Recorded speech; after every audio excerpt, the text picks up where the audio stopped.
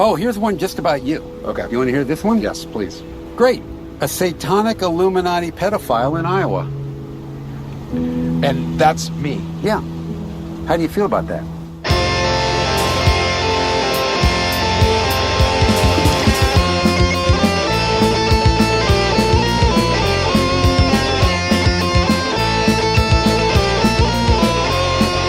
So this is the 253rd episode of Rock Hard Caucus. Evan's on vacation. My co-host is on vacation, so we got a guest like a co-host. fun vacation. Yeah, a real one with his fiance and other friends of theirs. Oh, okay. But yeah, that sounds great. I'm honored to be here, Justin. I'm honored. Yeah. Thanks for taking time out of your busy weekend to talk with me. Yeah. I don't know if I introduced you yet, but if you haven't recognized her voice already, Clara Reynen. Is it that distinct? I mean, people have heard you on the show before, That's fair. That's fair. I expect them to recognize you by sound. All right. That's fair enough. Before we get into the news pieces that I've selected for us to chat about, you are in Chicago right now, right? I am indeed in Chicago right now. You ever been there before? Just, driven past it a time or two. Well, technically we're in Rosemont. Yeah. I am in the Chicago area for the annual Labor Notes convention. So it's a big labor union conference, and we're here with labor unions from all across the world talking about how to organize better, how to help our union members better, how to connect with each other better. It's been a really great time. Labor unions party hard. It's fun. Yeah.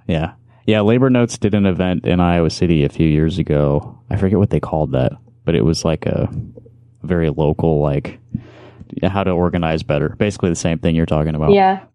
But much smaller. So there's people from all over. So there's like yesterday. So I'm here with the Labor Notes band, which is also just what happens to be what the band for the Graduate Workers Union at the University of Iowa is called. So our band is called the Labor Notes, but like we're not affiliated with the conference in that. Yeah, like we're not named after them. Yeah. Yeah.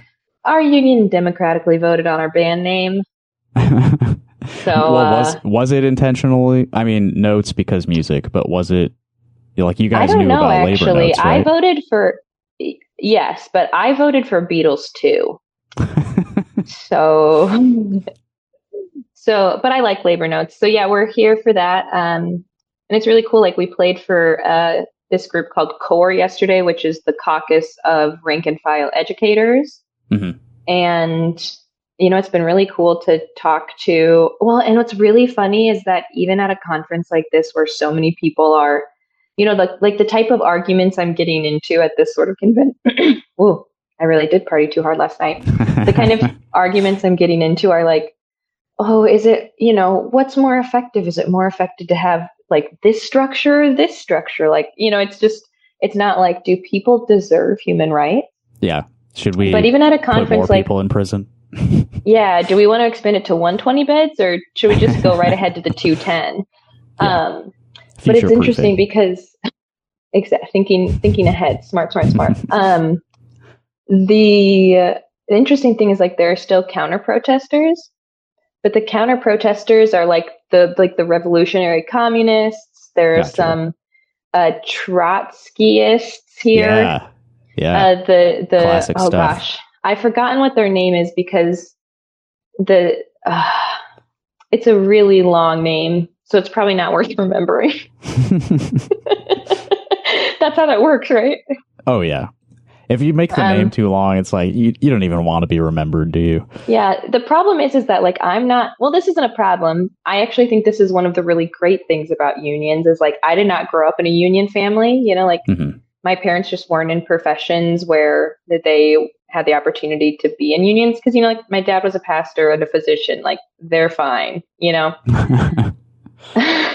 Residents, on the other hand, now they need to unionize. But yeah. What's interesting is like, it's just really cool to like see people who like live and breathe like union and organizing people and caring for people. And but it's funny because a lot of like the, like the beef between the different groups I don't always know about. So like I was like, oh, there are just more tables outside. Like, I'll walk up to these booths and say hello. And I went up to the Trotskyists because I just thought they had another table. And I said, where should I go to learn more about the Soviet Union? Because I just feel like I don't know much about the Soviet Union, and I'm trying to educate myself. And I think at first they thought I was making fun of them. But then once they realized I was serious, they gave me like a recommended reading list. So, well, isn't that their whole thing is like literature? Like, did they hand you some pamphlets and stuff? Oh boy, am I collecting pamphlets. The archivist in me is going crazy. Yeah, I've got lots of pamphlets. Did you know that there's a West Virginia Mine Wars Museum? It's not just about coal mining, it's specifically about the armed struggle of coal miners. That's cool. Yeah. Yeah. Look at all these stickers. Our money, our power. Like, take back the returns, own the economy. Yesterday, 2 police officers rolled up outside of the convention center. And somebody at the Hyatt where this thing is like, I've never seen so many people standing outside to smoke at once. Like there are almost 5,000 people at this convention. But like 2 cops roll up and they get out of their car. I don't know why they're at the hotel. Maybe they just need to like go to the bathroom or something. I don't know, and I don't care. I mean, I care, but but you just kind of see like everybody heads kind of turn and like slowly inch towards the cops until they just like left. Everyone's getting ready for the riot. Yeah. Well, yeah. So it's been a blast. And I'm on a quest to figure out which labor union party is the hardest, and that's what I'm here for. So, do you have a ranking so far of like who's partying the best? I don't know. I think my ability to judge that maybe decreased a bit throughout the night. But Why? I will say, well, here's what I'll say. I don't want to get you in trouble. Well, no. You're not going to get me in trouble. The electrical workers are all very generous. Once they heard I was a grad student and a recently graduated and unemployed grad student, they just like started paying for my shit. So like these parties have covers, like they're fundraisers for these different unions. So like, you go to the railroad workers union and you pay a cover, and that like goes towards like all of the locals or towards like whatever the fuck, fine. And so these electrical workers are just like, I got you. So I appreciate the electrical workers' generosity. The steel workers, they also party hard, and I've appreciated the queer friendly atmosphere. This is like, we're not just partying, we're kikiing, Yeah. Speaking of railroad workers, do you know if Ross Gruters is there? It's an Iowa railroad person. Among the 5,000 or so people you may have noticed. Do we like him or do we not like him? Because if we don't like him, I'm guessing he's not here. Oh, Ross is a great then maybe person. He is. Okay, note to self, find Ross. I think they is. Oh, find Ross's, them. Yeah, I think so. Okay, find them. It's been a bit since Ross and I hung out, but. Okay. Do you know what union they're a part of? Are they part of like the railroad? RWU, if they have a presence there, which sounds like they do. Yeah. Okay, that's my mission. I'll find them today and I'll say, Comer, Justin Comer? You know Rock Hard Caucus? Oh yeah, Ross has been on before.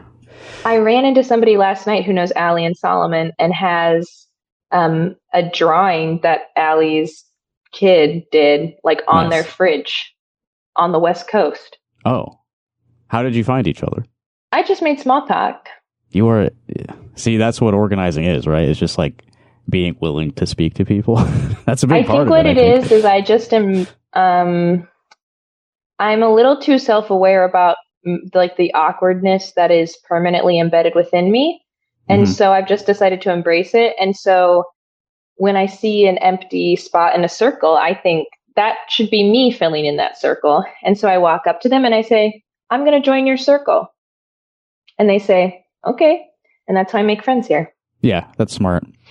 Thank you. I remember, I recently heard a story from you about when you were a kid, and I think you said that you memorize was it the population of every town in South Dakota? Not every town. I think I had, it was like a list. I don't know if it was in like an atlas of South, like a map book of South Dakota or whatever, but it had like the top however many states or cities, if there are cities in South Dakota, listed by population. And I Rapid City, for example. Sioux Falls. Oh, that doesn't have cities. But it is a city for sure.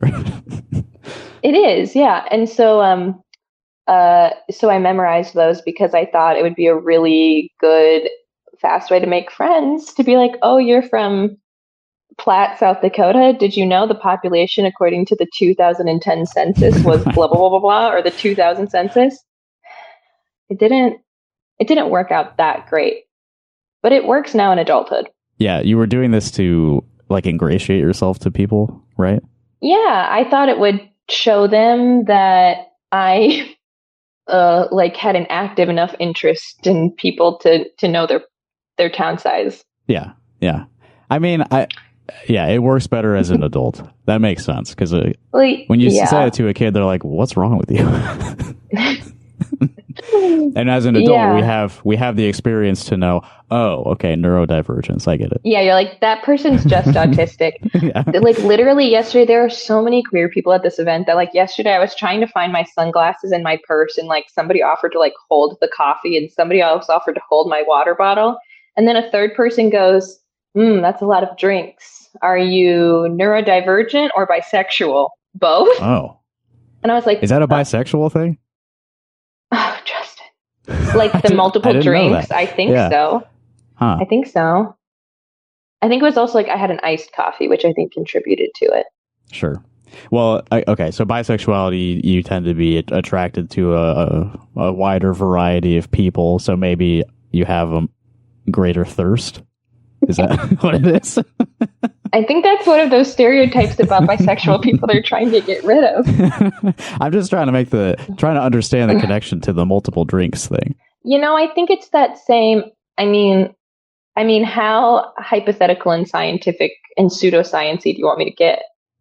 Here's my hypothesis. Lean heavier into the pseudoscience, if you could. Okay, perfect.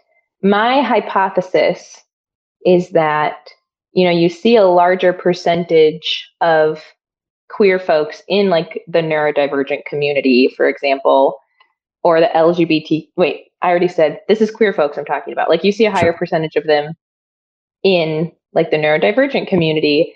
And then in the neurodivergent community, you see like a higher rate of like hypermobility. And in my mind, I'm like, oh, that's the correlation and causation about why like there's a stereotype that queer people sit weirdly in chairs. But I think that's just me trying to find patterns where there aren't any.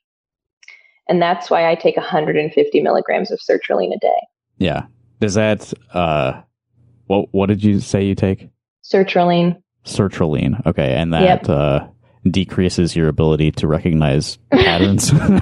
No, it just makes my OCD less crippling. Although here, important PSA for anyone taking sertraline. I did recently learn from my dentist, shout out to the University of Iowa Dental Clinic. I did learn that if sometimes sertraline can make you more prone to clenching your jaw.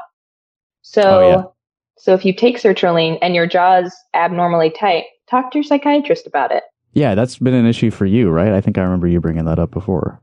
Yeah. Yeah, and I just clench my teeth. I clenched my teeth so hard I chipped my front tooth last month. Oh. And then I had to file it down with a nail file. But my sister's married to it. Well, yeah, my sister's married to a dentist, though, and she's the one who suggested it, so I think it's fine. But now it's okay. Feel? Like, was that like a metal file on your tooth? No, it was like a papery, like a nail file, but like the papery kind. It was disturbingly unsensational. Like, really? Yeah, I could hear it more than I could feel it. Ugh, I don't like thinking about that too much. So people listening to the podcast, just try to sit with that. Think about like the sandpapery nail file in your mouth, back and forth on your tooth, your front tooth. That feels kind of worse than if it were on like a molar. because those are kind of Yeah. stronger and thicker. Ooh. Yeah, well, I was just worried I was going to chip more of it, like more and more and more of it off. Oh, yeah. Oh, okay. No more teeth. No more teeth. Do you ever have dreams about your teeth? Like bad things happening to your teeth? No, I have a lot of bad dreams, but none of them are about my teeth. Gotcha. Okay. That happens to me sometimes where like I'll have a dream where like a tooth falls out. Or like there's a bunch of just stuff in my mouth. Isn't that like a classic psychological... That's like one of the classic dreams. What does that mean? Now we're leaning into the pseudoscience. I know it's common that people have dreams about their teeth falling out. I think it's more often I have a dream where there's like, not sand necessarily, but like stuff in my mouth that I'm like trying to spit out and never get rid of all of it. There's just like something in my mouth I can't get rid of.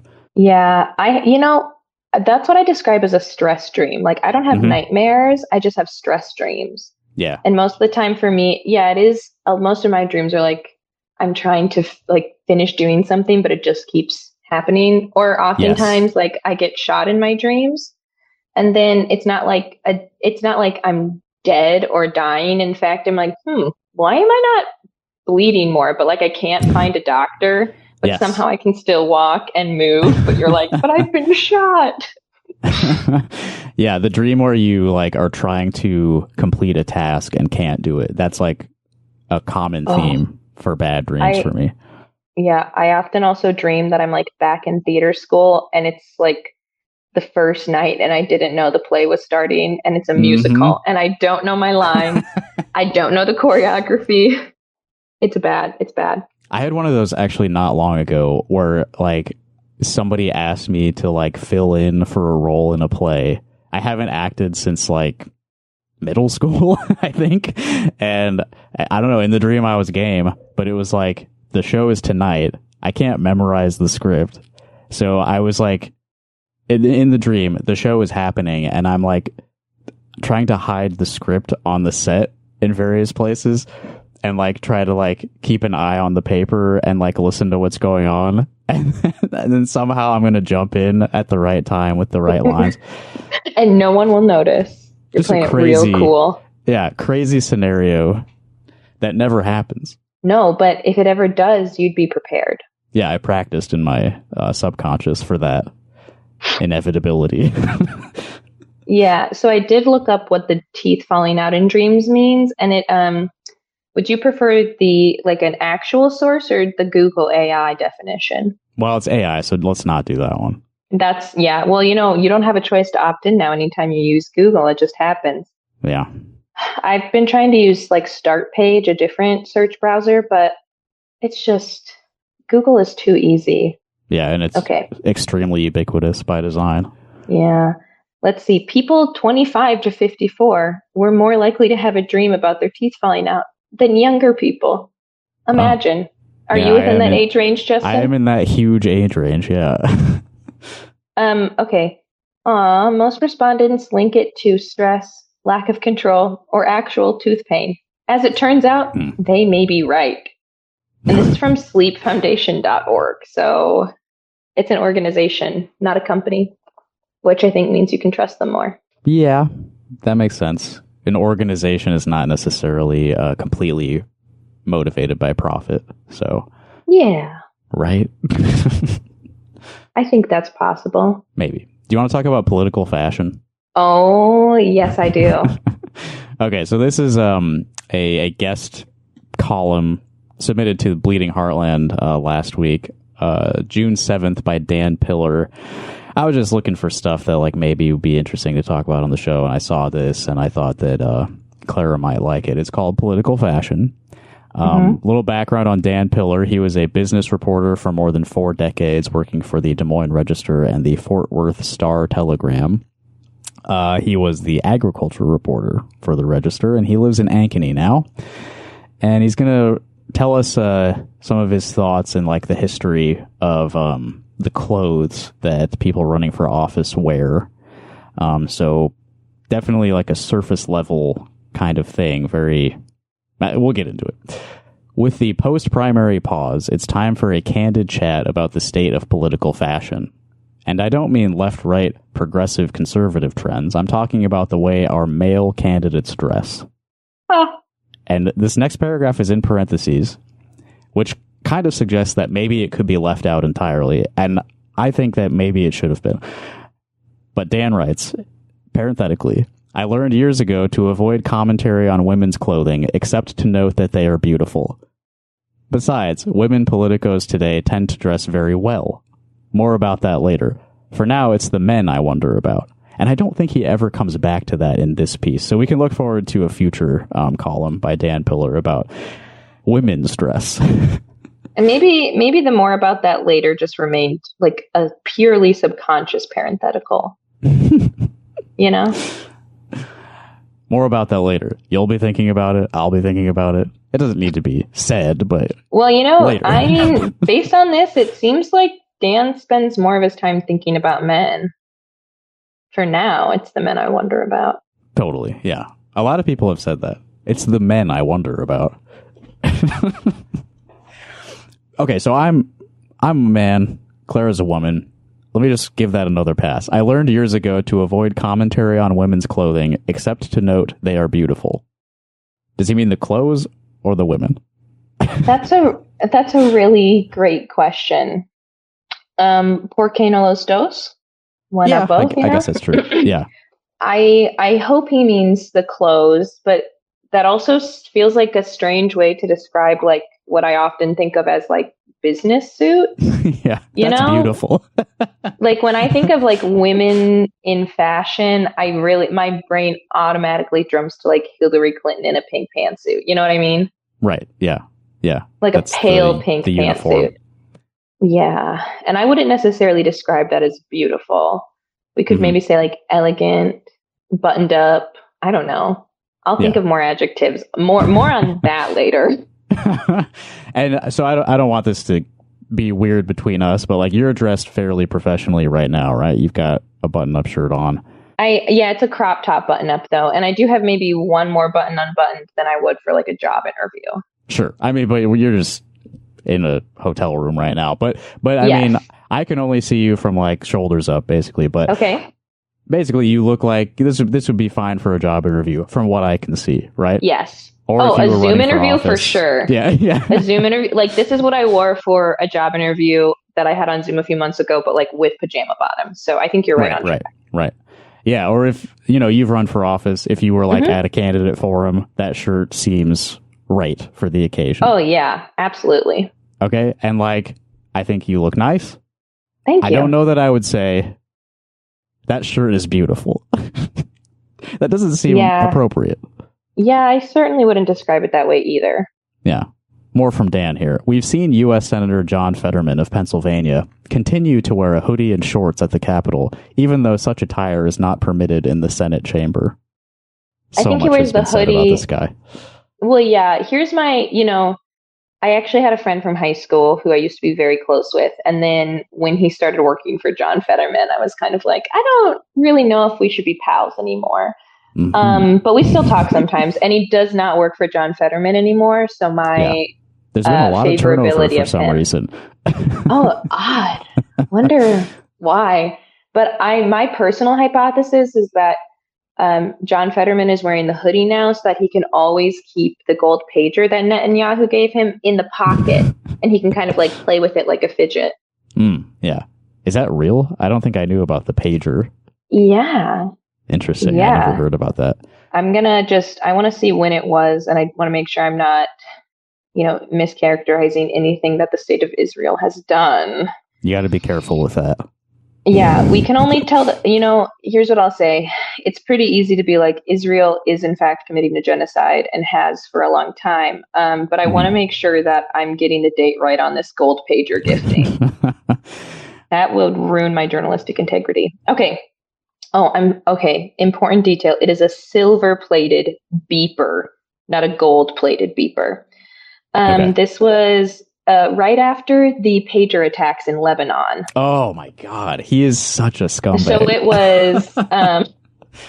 So it was March of 2025, end of March, and Prime Minister Benjamin Netanyahu gifted Senator John Fetterman a, quote, silver-plated beeper, end quote, during the lawmakers' visit to Israel, inspired by the country's covert operation when thousands of devices on Hezbollah fighters detonated last year.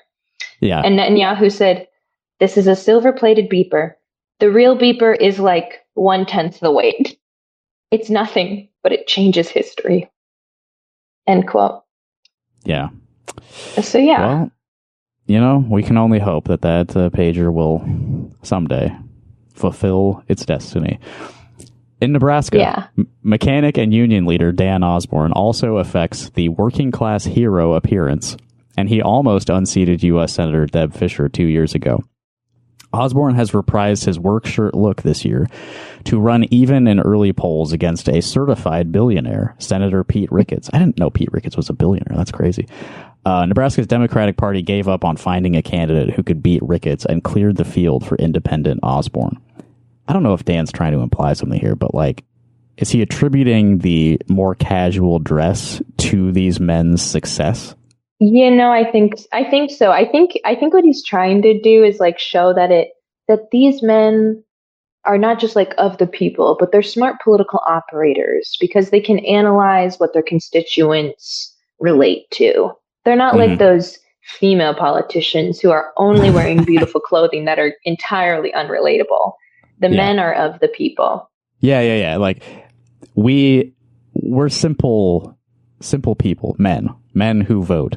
And we want to see a guy, I could wear a shirt like that. He must be like me.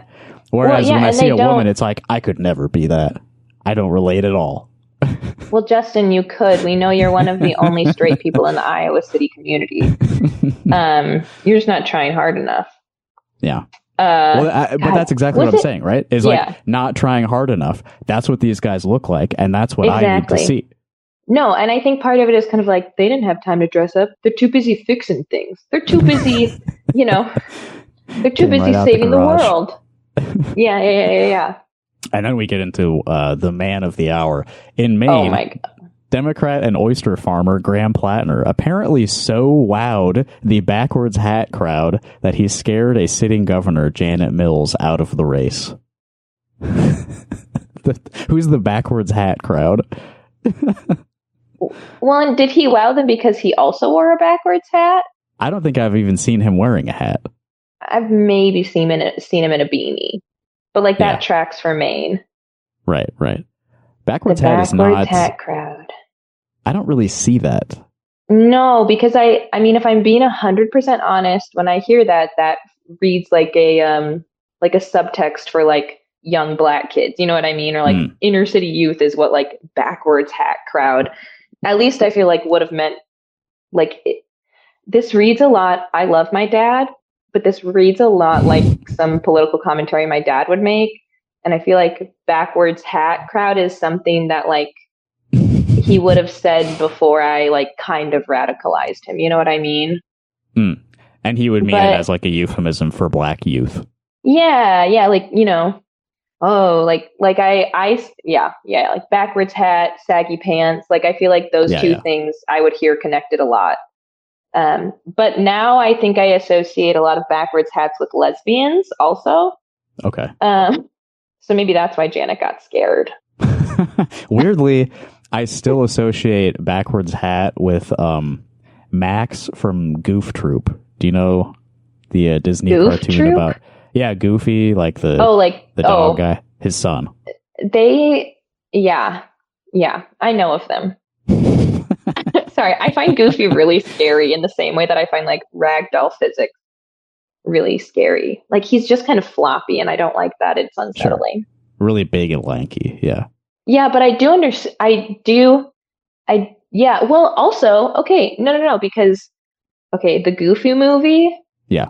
With the guy who plays that famous musician in the Goofy movie was a protege of Prince. Yeah, Powerline, the musician, and so I have read commentary on how Goofy and his family are meant to be a black family. Tevin in Campbell. The Disney universe. Yeah. So yeah, it is shockingly. I'm associating it with Max Goof, who at the time I was not thinking of as black coded. And I don't think that was the intention of the animators or anything. I don't think that was the intention of the animators either. It has like taken that role in the culture. I think especially after the Goofy movie with Powerline. Yeah. Yes. Yeah. You've seen that movie, right? Yeah, I have seen that movie. It's the only Goofy affiliated thing I have seen. But I will say, I do think that movie, I don't remember how old I would have been, but I do remember being like, why are these animals kind of cute? Yeah, there's a bit, they're like very anthropomorphic. Yeah. But like with ragdoll physics, and I don't like that. Like Roxanne, who's like the girl that Max is like trying to date, was like an early crush for basically everyone. I mean, yeah, maybe that was my bisexual awakening. I wouldn't be surprised. I think it probably was for a lot of people. Oh my God. And the movie opens with like Max is having a dream about her. It is a very, let's say, romantic aesthetic. I don't want to go so far as to say what kind of dream is he having, but it seems like it. Yeah, interesting. Where the hell is Dan making our minds go? All over the place. Okay, back to Graham all that Plattner. To say, he needs to be more specific in his writing. Sometimes Dan, that was all because of Backwards Hat Crowd. Yeah, like sometimes Dan, I think you can let some things stay in and you don't need to put them, and then sometimes you need to provide just a couple more details. Right. This is also in parentheses about Graham Plattner. Plattner's momentum may have been slowed by revelations of a history of sending unseemly texts to women not his wife. I'm guessing that in the current political environment, which has tolerated adultery and outright charges of rape and abuse, will only temporarily stall Plattner's drive to unseat incumbent Susan Collins. And of course, we know now, since the writing of this piece, Plattner has been accused of even worse. Yeah. Also, you can't make a parenthetical a whole paragraph. That is kind of weird, and he's done it twice. That's like now. Not how that works. It's funny because it's like everything that's in those parentheses is like much more serious and like an actual thing that people should consider and think about in American politics. But the focus of this article is like, he wears a t-shirt. Yeah, and he's an oyster farmer. Uh-huh. Yeah, I mean, and what's interesting to me too is like, so this picture of him that they have in the article is him wearing like a crew neck sweatshirt that says Maine. Yeah. And he's in a Carhartt jacket. And what I do think is kind of interesting, and he's got like, you know, like a nice leather belt on and some, I'd say like straight leg khakis that clearly, I don't think he has like a stylist or anything necessarily, but like they look like they fit him well. So what's interesting to me is like, there's this air of like, I rolled out of bed and put on my work clothes, but like this is still a very styled look. Like the sweater that he's wearing is clearly, you know, like it's a light enough fabric that you can wear the heavy Carhartt over it and not over here. Like it's just very calculated still, which is what I think is interesting about this whole thing personally. Yeah, and he's sending a very obvious signal to anyone observing him because the sweater says Maine on it. And you're like, oh, yeah, that's right. He's running for Senate of and he has to represent Maine. And he has a big button on that says no war, which is interesting because he used to work for BlackRock, right? Yes. Water. Or Blackwater. What is BlackRock? Is that something else? Are they the same thing? I can hear you typing, so that means you're Googling it, so I don't have to. I don't remember if they are related or not. Like Blackwater is like a mercenary firm that he BlackRock is the one who's buying all the single family houses. Yes, they're a hedge fund. Yeah, they're probably not meant to be connected, but they're probably only like 2 degrees of separation away from each other. Yeah, all this stuff is like the same handful of people, right? Yeah, exactly. Okay, then Dan gets to the local, which is what we really need to talk about. Here in Iowa, Democrat Rob Sand is running a strong campaign for governor by affecting a country boy look. He was rarely seen in public, not seemingly dressed to go hunting.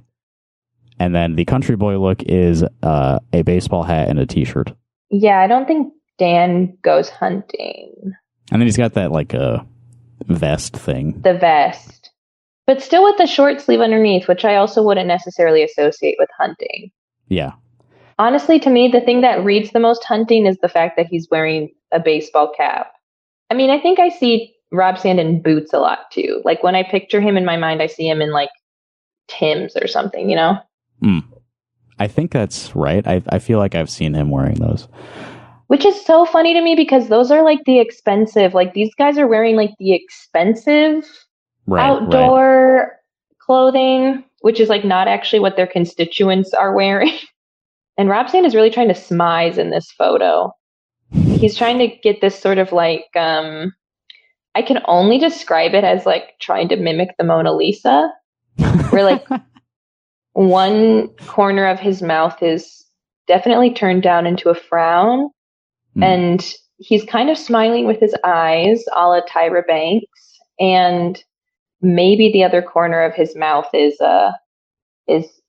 curled up a bit, but he looks like he practiced this in the mirror. Yeah, that's too. Well, he's pulling from his experience as a model. You know about that, right? Oh my God, Justin, I forgot about that. Oh, that's the happiest thing I've heard all day. I forgot about this, and I'm delighted. Yeah. When he was no wonder he was such a natural in that commercial where he dressed as if he was in different eras. Ugh, yeah.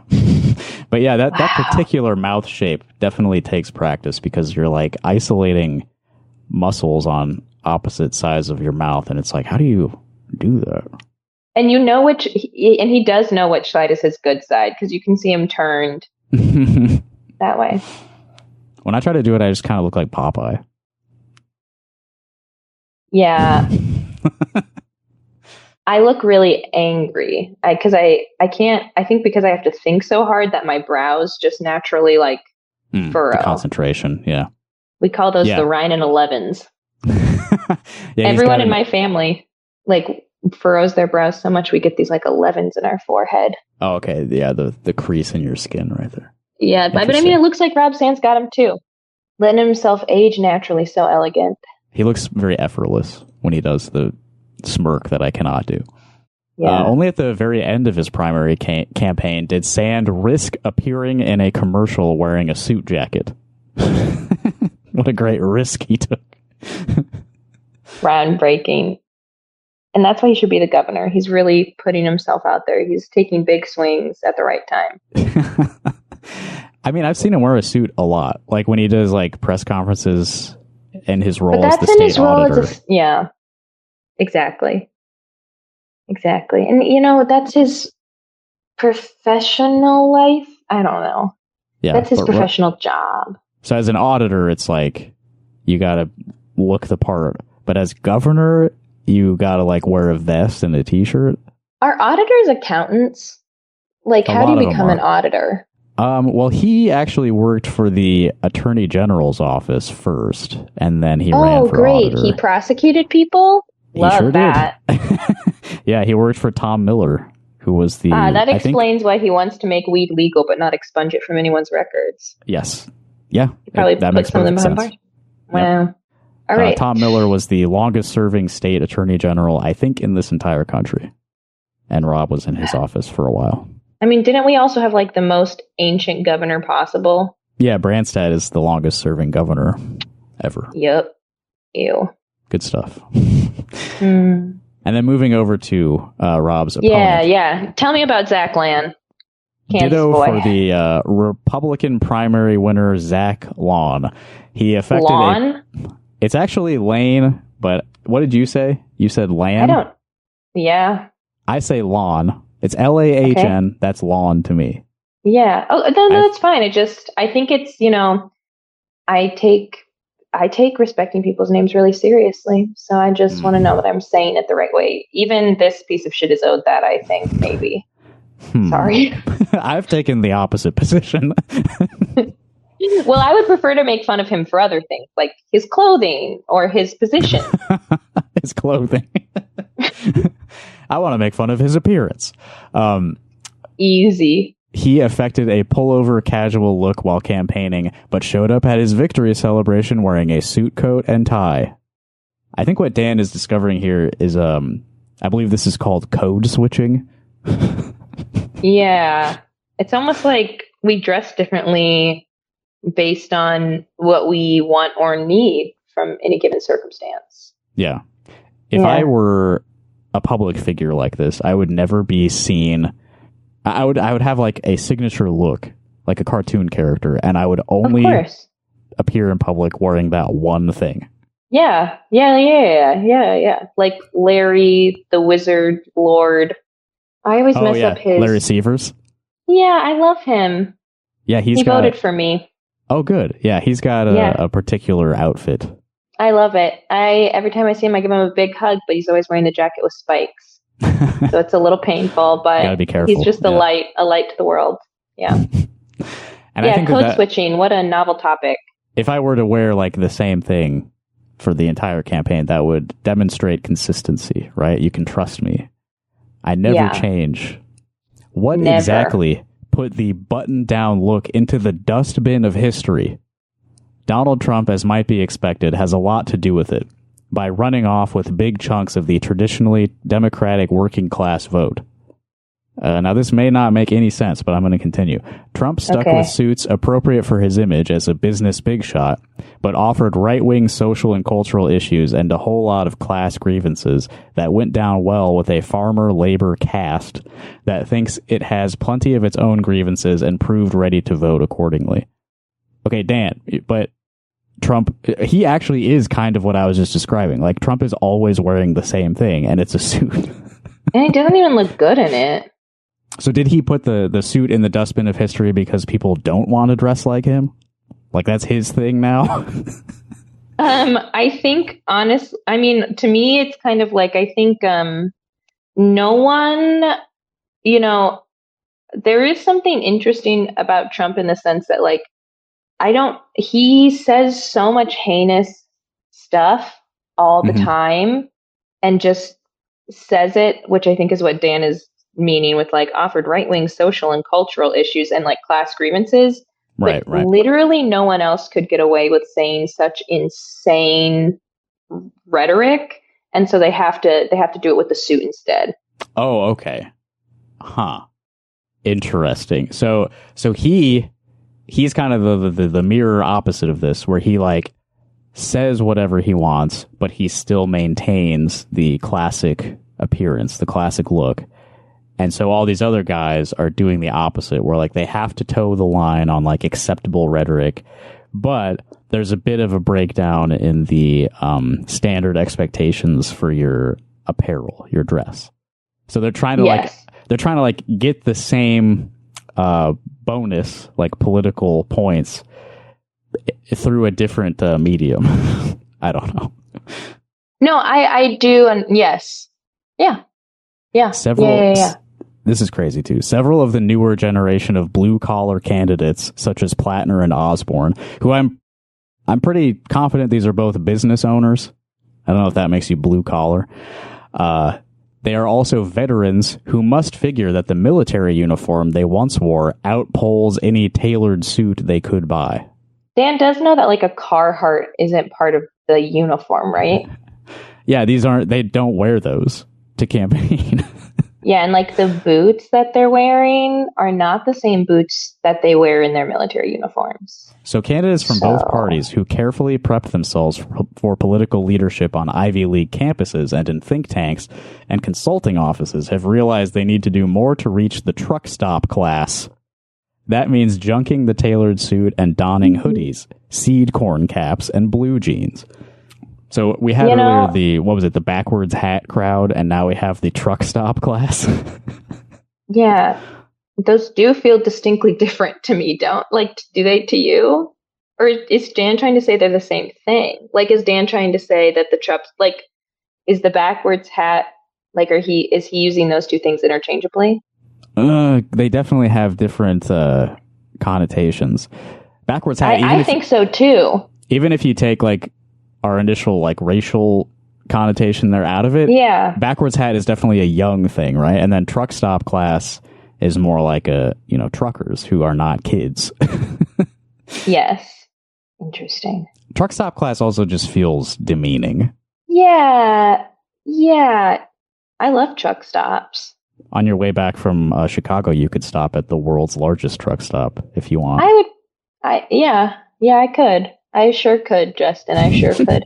I preferred to support the run-of-the-mill mom and pop truck stop. I don't want to. I think a truck stop is fascinating.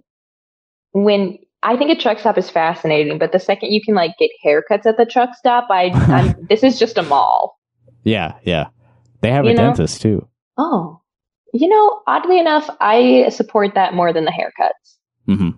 Healthcare is important, Justin. I don't know if you agree with me, but okay. That healthcare is important? I'm trying to get you in trouble, Justin. I mean, I agree that people who need it should be able to get it. Personally, I don't take care of my health at all, so I guess I can't really claim that I think it's important. Okay. I can't argue with that. That wouldn't be a genuine thing for me to say. We keep it genuine over here on Rock Hard Caucus. Yes, this is real talk. Bolt those forces onto the rising business casual styles in corporate corner offices and coiffed TV network anchors who don working class threads while reporting on location. But it's always khakis, right? Yeah. It's like a khakis and a polo. With the news station logo on it. Right. And I guess that almost is like working a uniform. class, right? It's working class because they're probably getting paid shit to do that. Yeah. Or, when I think about people reporting on location, and also, I don't think that's true. Like, I see people reporting on location plenty of times who are wearing whatever they would have worn in the newsroom. Yeah. The only time I can think about people dressing really casually is like, if there's been a natural disaster or severe weather, when you perhaps need those things for utility, not for show. Right. Okay, so business casual in corporate offices, working class threads on the TV network anchors. You have a fashion trend to go along with your standard political wind shifting. Voters will determine how enduring the just folks ambiance proves to be. So for the first time ever, politicians are trying to appeal to potential voters. Wow. I can't believe no one thought of this before. I can't believe it. I'm old enough to remember the classic Kennedy-Nixon contest of 1960. Me too. I remember it. Honestly, the next few paragraphs are fairly boring. We could probably skip this, but there's a picture of JFK and Nixon right here, and the point that Dan makes is that JFK looked better, and that's why he succeeded so much. But they're both wearing suits, so I don't know. I think he's just maybe providing some historical context here. Yeah, what do we know about this Dan fellow? Well, he was the agriculture reporter at the Des Moines Register for 40 years or something. Does he identify as straight? I think so, although I guess I'm just guessing that. How heteronormative. I just feel like this is... Well, no, I mean, just like I'm looking at this picture of JFK and Nixon, and to me, their outfits are entirely identical, except it looks like maybe... I can't tell if JFK has a little handkerchief sticking out of his pocket or if maybe it's some sort of like pin. Mm-hmm. But they literally look identical. Like they're wearing ties that are the same color as their suit jacket. They're wearing different colors of suit jackets, but like these are the same outfits, just in different colors. Yeah. And so I think Dan might just be going based on the fact that JFK is objectively more attractive. I'm doing a bit of guesswork here, but I think I just found a picture of Dan with his wife. So I believe he is a straight man. Now the question is, does he have kids? Because if he doesn't have kids, I feel fine making fun of him. What? Maybe his kids are Rock Hard Caucus listeners. I don't know. I see. Look. Wait, this guy's like old. If he can remember the 1960s. If we ever make fun of your parents on the show, feel free to reach out and I will apologize to you directly. Yeah, they can host. If we make fun of your parents on the podcast, they can guest host the next issue with Justin and Evan, maybe even. We could make it a little trio. Sure. Yeah, we'll have your parents on, no problem. And that's on conflict resolution, one thing I've learned at this conference. Oh, nice. That's part of conflict resolution is inviting people onto podcasts. Yeah, it's a restorative justice, reparative work, actually. Now, I think that's honestly, why so many men have podcasts, so they can get over their beef and play with each other. very true. Yeah. I think that Richard Nixon looks pretty good in this picture. I think so too. Honestly, I think the texture of his suit looks nicer than JFK's. Yeah. And it's kind of like maybe looks like it wool. fits better. Well, it does look a little boxy on JFK. But those Catholics never wanted to show off their bodies. And we know he was very chaste. Yeah, JFK. Very demure. He was so devoted to his family and his wife. What else do I even want to read here? Here's what can maybe at the very end, at least, it talks about Sand's pick for lieutenant governor. I don't know if that was in this when you originally sent me the article or not. Mm-hmm. Yeah, he updated this shortly after it was initially published. Yeah, which I think is interesting. I mean, his pick for lieutenant governor, Dave, I don't know what Dave's last name is. Mulbauer is maybe how you pronounce it? I think so. Oh, wow, I did it. Yes. Malberger. Lawn, Loon, who knows? But Dave Mulbauer is dressed even more casually than Rob Sand in this. Yeah, definitely. And they're wearing jeans this time, not khakis. Oh, yeah, good observation. But it's interesting because this is very clearly shot with a nice camera. So it's I don't know. The background almost looks fake in this last photo. Like they're standing in front of a matte painting. Yeah, it looks like they're asking me to subscribe to some grass-fed beef subscription program,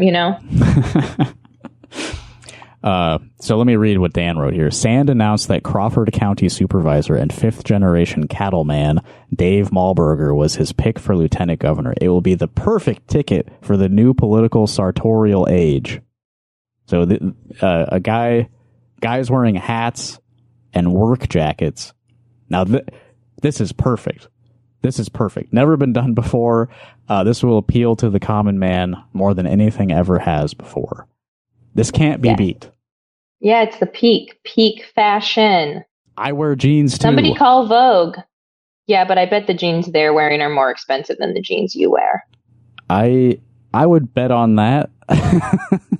Well, here's the interesting thing. I accidentally closed this link, so I'm trying to open it up again. What's really interesting to me is if you look at the jeans, and this is all conjecture, and I didn't know I did not know I had such strong fashion opinions until we started chatting about it. But if you look at the picture of Rob Sand next to his lieutenant governor pick, Dave Mulbauer, what's interesting is when you look at the jeans, Rob Sand's jeans are this really dark wash. They look almost brand new, like they don't have any wear in them. And then when you look at Dave's jeans, you can actually see there, it looks like there's maybe an oil stain or a patch on the front of them. You can see that there are creases where the color has worn through. The knees are a lot lighter on the jeans. You can tell that he's actually worn these jeans, and these could be a pair of jeans that he actually wears on his cattle ranch or whatever it is. So I don't know. I just think that's interesting too.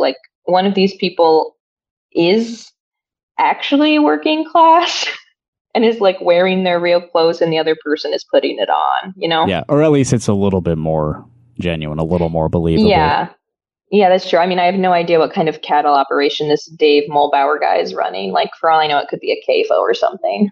Yeah, I mean, it's Western Iowa. I know that his father, I think, was also involved in politics, so it's not like this is just coming from nothing, this guy. Yeah. But I think he really does do some work outside on the land. Probably. But there is something I now that we've brought him up, I wanted to share this with you. When Rob Sand announced his pick for lieutenant governor, the Republicans had great responses. Do you know who Bob Vanderplatz is? No. Oh, it sounds really familiar, though. Well, I'm showing you a video of him right now. He is in charge of an organization called the Family Leader. Oh, no. Oh, I think I remember us talking about him when we talked about Robert Kramer and the Center for Intellectual Freedom, I think. We probably did, yeah. Are we going to come back to the fashion article at all, or are we moving on? Because I have one more thing I want to say about it. Yeah, let's hear this, because I would like to stop. Okay, here's the last thing I'll say.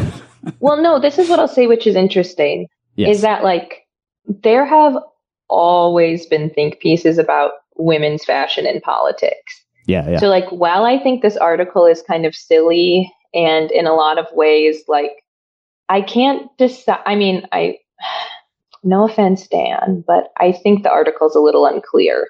I can't really get the sense if he's trying to say this is good or bad, but regardless, like, it is interesting and refreshing to see these men being analyzed in a way that I am only used to female politicians being analyzed. Yeah, totally.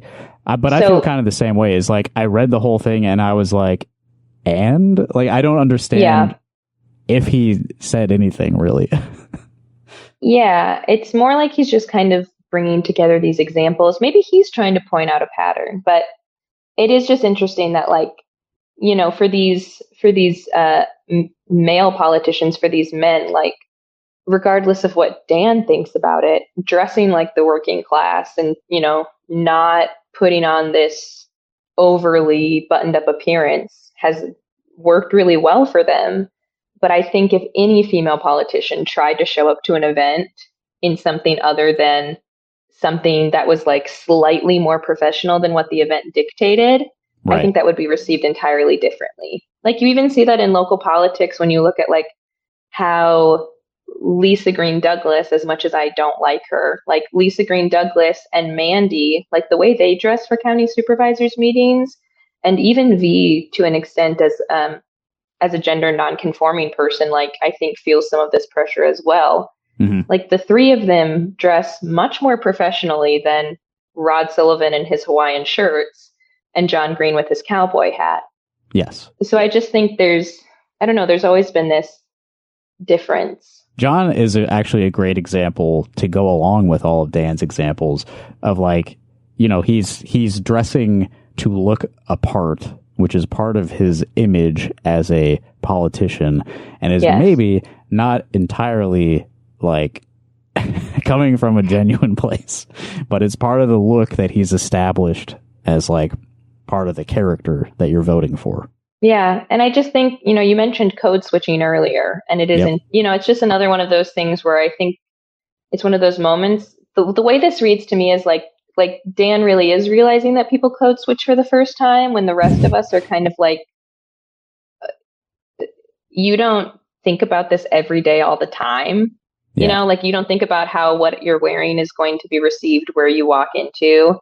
You don't have to think about, like, whether the thing you're wearing makes you look professional enough to get an interview. Like, he's already got so much of that privilege embedded.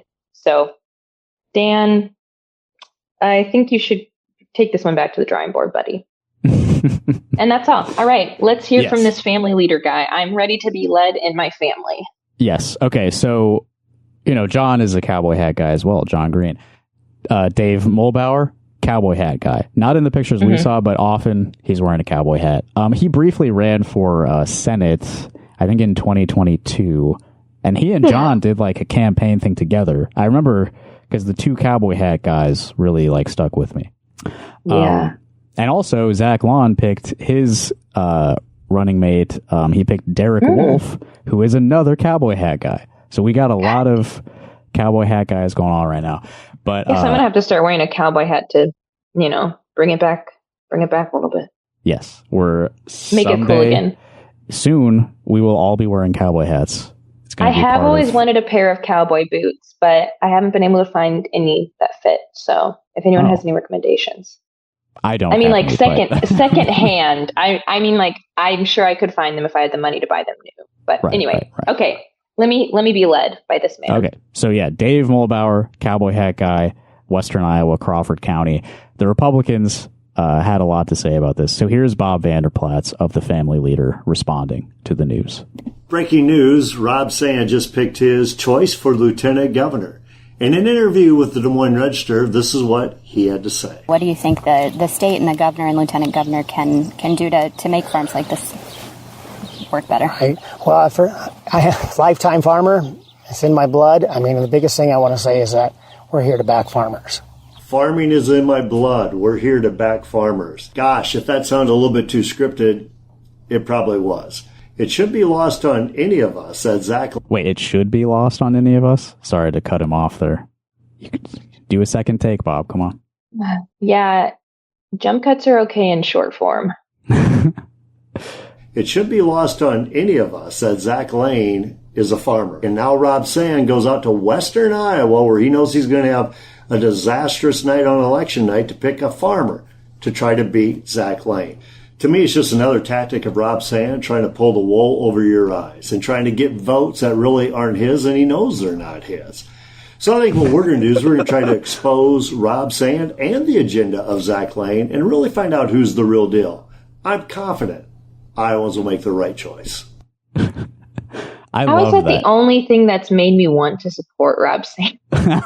Yeah, it's so silly. Like, so this tricky operator, Rob Sand, he chose a guy who is a farmer. He's trying to win more votes by picking a guy who's maybe a little different from him. That's how sneaky and dishonest this guy is. Like, is that not like the whole And that's thing?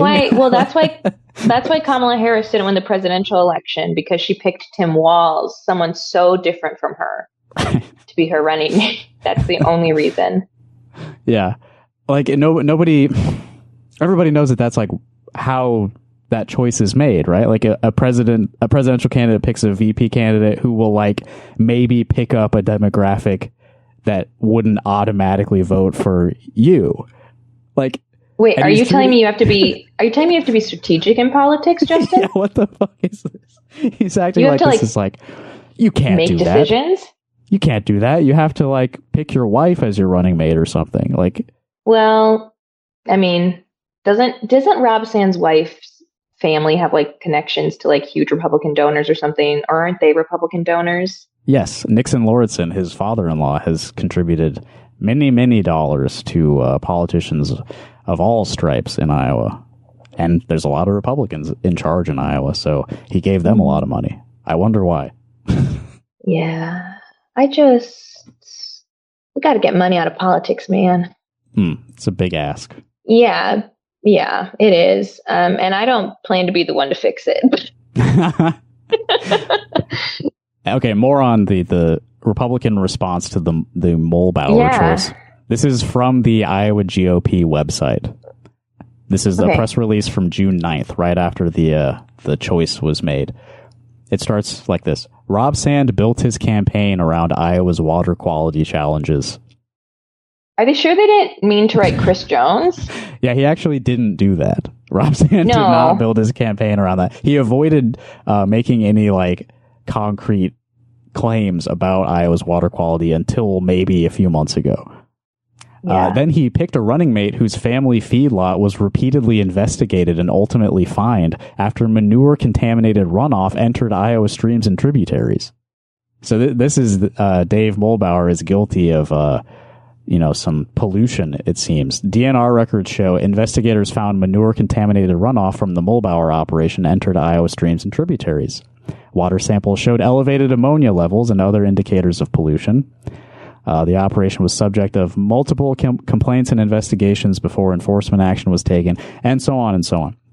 Of course, I do, I take issue with this, of course. Like, I would prefer that our agricultural operations or our cattle lots are operated in a way that doesn't fill all of the water sources with poop. You don't love that? No. I mean, yeah, it's fair. Can't do much about it, but I'd like it to stop. That's an interesting. I'm really interesting. It's interesting to me that his family they were fined, you said, or was it a lawsuit? Yeah. Have they been fined? Or what was the... Yes, they have been fined. Yeah. They were fined by the DNR for it. Yeah. I hate to be the bearer of bad news, but I'm sure if they are not the only ones who have gotten fined for this. I am promising you that, GOP. I mean, it's a super common issue, and it's actually relatively easy to get away with because you can dump manure in emergency situations. But was this on farmland? Mm-hmm. where they like want to put, and okay.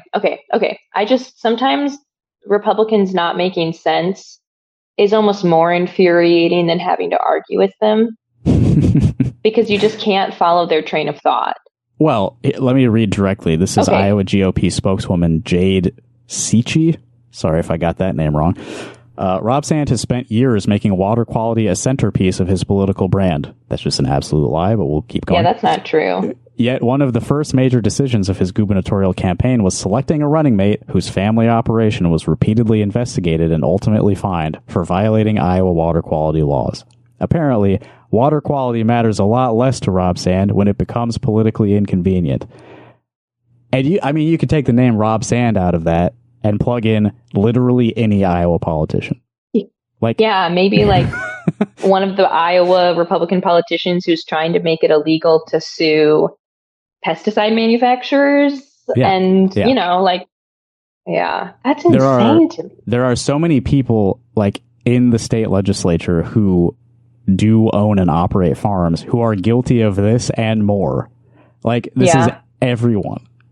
Everyone with any like ounce of power in Iowa has polluted the streams, basically. Oh, absolutely. Absolutely. And it's one of the reasons, in my understanding, it's been a few years since I did a lot of this learning about water quality research, but one of the reasons it's so hard to regulate pollution from farms is because farms are a non-point source polluter. So they're not like a factory that has like that, specific spigot where all of the waste is spilled out. Like, that's point source pollution, and that's easier to regulate.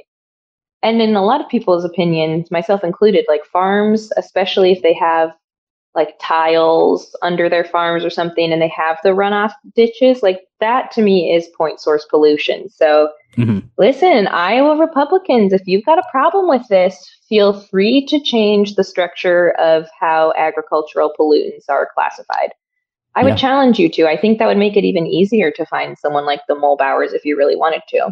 Yeah, you have so much unchallenged power in the state, your political party. I bet Chris Jones would make him a list so fast. This is the result of like your regulatory structure or lack of, right? Is that any agricultural work being done in the state is poisoning us.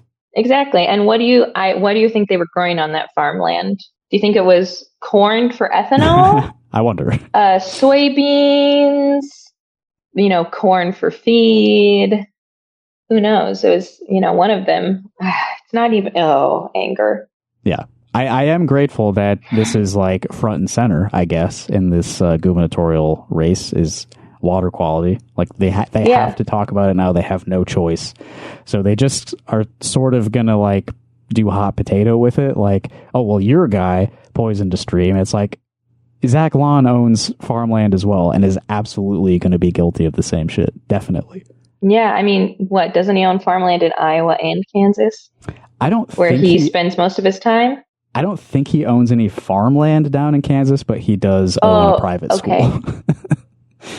And he just mostly lives in Kansas. Mm-hmm. He's probably doing so much organic, natural stuff on his farm that he has to live in Kansas to get away from it all. Mm-hmm. He's doing so much hard work, regenerative farming, no-till, crop cover. It's exhausting. So he just has people take care of it while he's gone, I'm sure. I guess if the point of this Iowa GOP press release is that we should stop trusting farmers to be our political leaders, I agree with them. Why? I don't necessarily have a problem with a farmer being a political leader. Well, because the system of laws we have in this state don't serve to regulate their behaviors at all. And if we elect more of them, it's not going to change that. Here's the thing, though. I think the problem is that the farmers who we are electing are not actually farmers. They're like private landowners who hire people to work on their farms. Mm-hmm. Iowa used to be family farms that honestly were really run by women. And now, most farmers in Iowa are renting their land from large corporations. And I think part of it is that, when I was working on this water quality project called Blue Gap a few years ago, one of the hardest things and saddest things about going and interviewing these farmers was talking to them and hearing them say like, yeah, I know that this is not good. And I wish I could change this, quarter of an acre that's by the stream. I wish I could put a prairie in there, but like my profit margins are already so low because I have to buy, it's just like this perpetuating cycle where, and in theory, those should be the people who are the easiest to radicalize, but the Democratic Party has shut them out with these like, I don't know, disenfranchising tactics, making them feel like they're idiots who don't care about the land they are stewarding. And most farmers I've met in Iowa care deeply about the land that they are stewarding. They would probably say the land that they own or rent, but in the grand scheme of things, I would like it to be stewardship rather than ownership. But yeah, right. Well, you've touched on much larger issues than we're going to have time to really solve right now, I think. Yeah, we'll just have to send Evan on another vacation. Yes. Or you know what? After Chris Jones gets elected, he can talk about so much more of that. Mm-hmm. Yeah, it's a good goal to have for later this year. But we should probably wrap things up. Do you have anything that you want to let people know about before we stop recording? Do I have anything I want to let people know about? I feel like I should. I was going to mention the meeting on Monday. The Regents meeting. The meeting on Monday. Oh, yes. Thank you. So January, I forgot. January. Oh my God. I forgot you get your podcast out so fast. I did the same thing on the last episode. I think I said January instead of June. Must be contagious. Yeah. So June 15th and 16th. June 15th. There is the Board of Regents meeting at, I believe it's the Levitt Center. Let me see if Caucus has posted about our rally. The Caucus Labor Notes Band will be playing at the rally. What I have says the rally is at 3:30 outside the Levitt Center. Okay, perfect. 3:30 outside the Levitt Center on the 16th or 15th? 15th. On the 15th. Okay. And it's going to be really important. There's going to be a lot of talk about the Center for Intellectual Freedom. The university just announced that they're disbanding the Women's Resource Action Center. Yep. That's not what the university would say. They would say they are reorganizing the services offered within the WRAC. They're reincorporating them into the Office of the Dean of Students. So it's all quite bad, and I would encourage you to come to the Board of Regents meeting. There will be extra signs. We're going to have a blast, and we're going to give them a piece of our mind. Yeah. Great. If you're in an area where you can join a union. It's so cool to see all the people here whose unions have changed their lives. Totally. And it's made me want to be even more dedicated to my union. And also, I am still unemployed. So if you're hiring, hire me. Yeah, if you happen to be in a position to hire someone and you listen to this podcast, I don't know what's going on in your life, but Clara could use a job. Yeah. Just hit Justin up and he'll get you connected to me. I'll just send you my resume, Justin, and you can pass it along to whoever inquires, okay? Yeah, happy to do that for you. No problem. Perfect. And we're happy to announce the start of the Rock Hard Caucus Job Agency. Yeah, the Rock Hard Job Agency. The temporary Rock Hard Job Agency. Temporarily rock. Anyway, okay. That's some Royce Ann Porter porn shit right there. Yes. Let me plug a couple things. If you are listening to this on the day that it comes out, June 14th, I'm playing at the James Theater tonight for the last show of Pokies Fest with my band Ascended Master. Come on out for that. That'll be fun. What time? I think we're playing at about 8. Okay, and what's the cover for that show or for Pokies? That's a great question. I really don't know. Okay. Look into it, y'all. Yeah, bring like a $10 bill with you. That'll probably get you in. I don't know. And then on June 27th, I will be sitting in the dunk tank for the Little Village 25th anniversary party. Really? I've always wanted to sit in a dunk tank. Really? Yeah. You know Jordan at Little Village? Yeah, I'm just like, I feel like no offense, I think more people would look forward to dunking you than me. Like, I'm just not as ingratiated in that community, the dunk tank community. I think she's looking for more people though. So if you want to, really, yeah, you probably could. Okay, I'll send her a message. Okay, cool.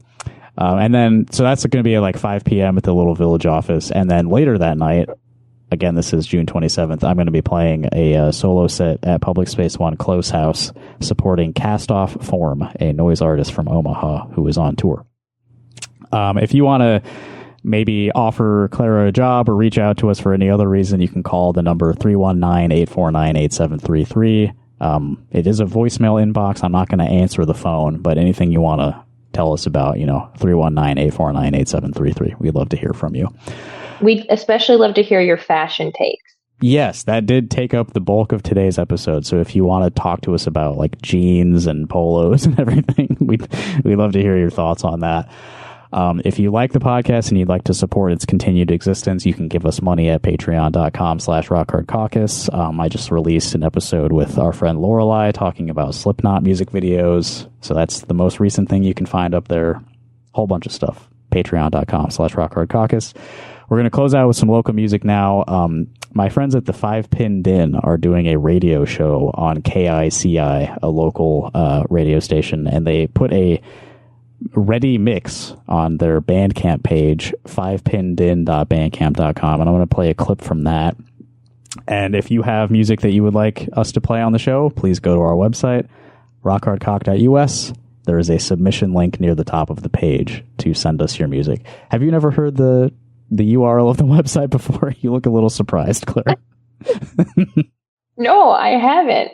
And Roy Sand's confusion is starting to make more sense. Yeah. So before we go, we're just about done, but since you brought it up twice now, I will just... Hard Rock Caucus, so I thought it was some porn stuff. Okay, just thought I would throw that in for you. Thank you. You should make that your theme song. Just that at the beginning of the episode? Maybe like auto-tune it or something. I don't know. You're the musician, not me. I guess I am too, but you're I don't on write tour music, basically right now. Okay. We have gotten a lot of invites to different labor conferences. People are like, come to Portland. We'll fly you out. And I'm like, you have flight money? Yeah. You don't have musicians in Portland? And okay, one last mind-breaking union thing. Because COGS is entirely volunteer run, I am not used to seeing so many staff organizers for unions. Right. Yeah. People get hired to organize. Anyway, all the wonders of the world. Yeah, there's not a whole lot of staff organizers are one of them. Full-time labor organizing jobs in Iowa. Unfortunately, we don't have those conditions right now. Yeah. But hey, if we just elect Rob Sand. Yeah, that'll do it. Vote blue. No matter who. Okay. And that's what I want my legacy on this podcast to be. All right, I'm going to stop recording right now. That's all she has to say. Thank you, Clara. I appreciate you filling in. Anytime, Justin. Anytime you need a moderate on the podcast. Okay. All right, I'll see you soon. Bye, everybody.